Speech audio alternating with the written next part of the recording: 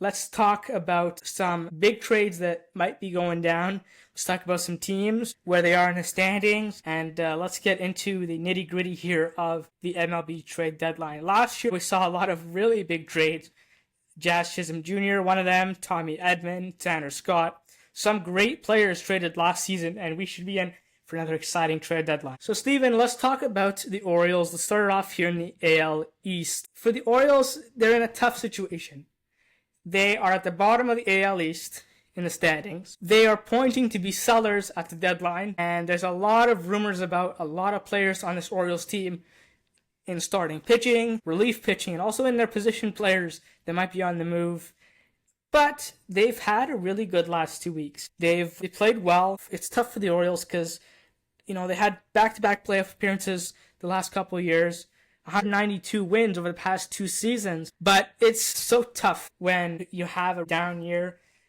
But they have a lot of pending free agents on the board. Does this team really make a lot of moves and be outright sellers this year, or do they try and keep it conservative and try and contend? Because these last 2 weeks they've been playing pretty well. It's a tough choice. It's tough. The AL East is clearly the hardest division in baseball. You got the Jays, who are competitive. You got the Yankees, who are competitive. And you got the Red Sox competitive. All three of those teams are in a playoff spot. So it's going to be very hard for the Orioles to fight their way back in the wild card spot before the end of the season. So I think if I'm the general manager of the Baltimore Orioles, I'm not selling the young core they've built. I'm not trading Adley Rutschman. I'm not trading Gunnar Henderson. I'm not trading Holiday. I'm not trading Felix Bautista. But the Orioles should be looking at trading veterans on expiring contracts. You look at a guy like Cedric Mullins. He's 30 years old. I know he's the longest tenured Oriole on the roster. He's a former All-Star in 2021, and he would be of interest to any team looking for outfield help. Mullins has definitely been a productive hitter this season, and I think someone would definitely trade for him. And I think the Orioles could get something decent for him too.